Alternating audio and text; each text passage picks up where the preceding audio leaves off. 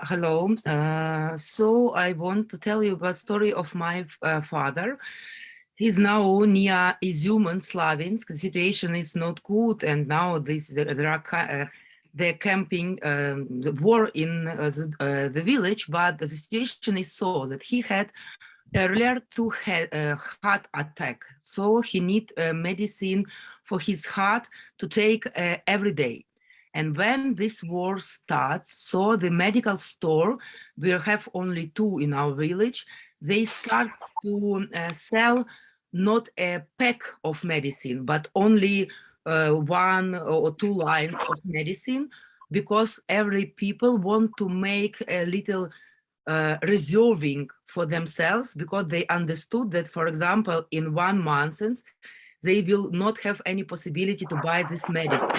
But in 2 weeks, no shops who sell a medicine at all, because to our village we have only 3 roads. One through bridge, and it was damaged because of army not to go, and two others. It's one from Izum, it's now bombed, and the second Kupiansk, the same things. So my father, for example, had his reservation only for 1 month. So in 1 month, but he should die. Why don't I know? But where I did my best to supply him with medicine through militaries, and now he has so medicine for 4 months. Okay, but I'm lucky. But what we have, what the situation we have in Kharkov, and why this list which I send you about medicines, yeah, you saw it.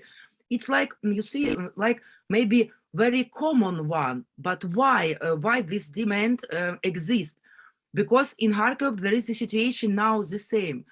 Maybe I think 10% of medicine stores works earlier, and if people have any possibility, so have money, they go to these medical stores, and they start to buy what they can, yeah. But there is a lot of people who don't have any possibilities to buy these medical things, yeah, this medical pills and so on. And so my friends who helped me to provide my parents, and I have a lot of this volunteers company, small one, but they are people can go to this to my friends, yeah, and to these small companies.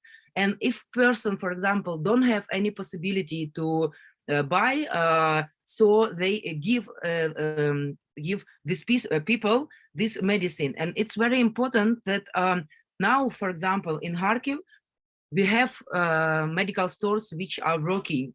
But for example, if the situation will change, for example, in 1 week, and we know this, that maybe in 1 week with them Waffen, and they will camp, and the war will be near Slaviansk and Kramatorsk. But sometimes people want to say that they will try to become Russian, will try to become Kharkiv, and also to bring water to the city. Now there is no, now there are a lot of military of us there. So, and if there is any possibility to supply with medicine now, these people, it means that, for example, if war come to Kharkov, it's possible for these people who need this medicine every day, for people who have who need medicine for their heart, and people, for example, who need medicine for their, I don't know how is it in English, Schilddrüse auf Deutsch, weiß es nicht, aber this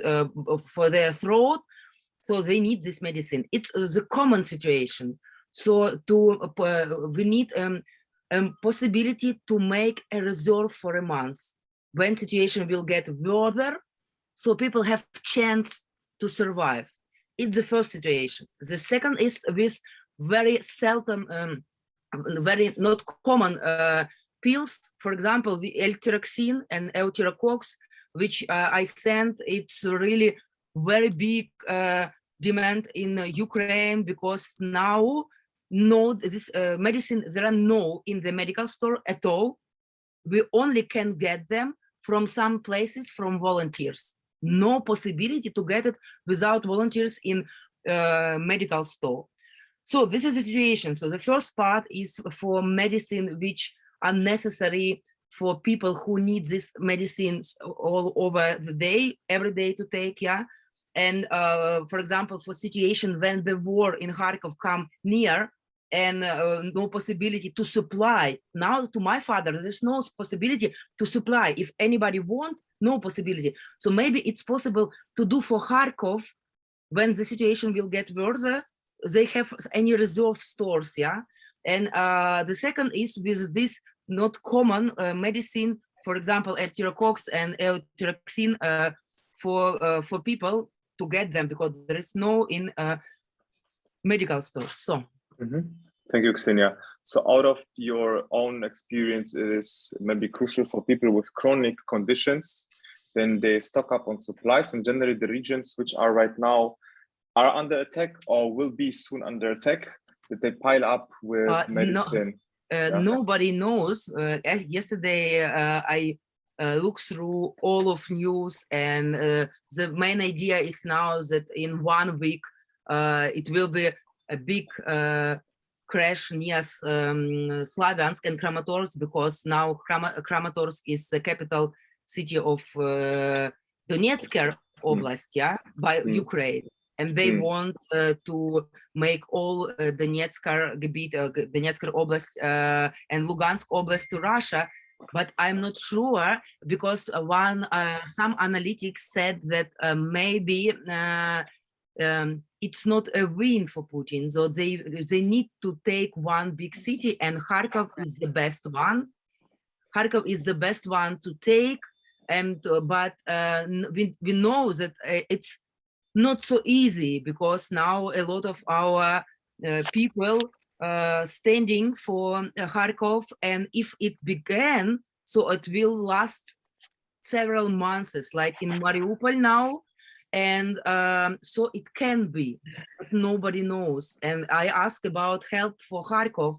For me, it's the most important, yeah, because in Dnipropetrovsk help us now, because it's only 200 kilometers from Dnipropetrovsk to us, but these 200 kilometers, which can be shooting, people who are going, they can be shooting because there are Russian there, but some medical medicine, there are not in Dnipropetrovsk. They couldn't help us with, for example, Eutiraxine and Eutirocox and so on. So the main question is to supply before there will be no possibility for supplying. So what about transporting? If we have any possibility to take something from Lviv, it's not a problem, really.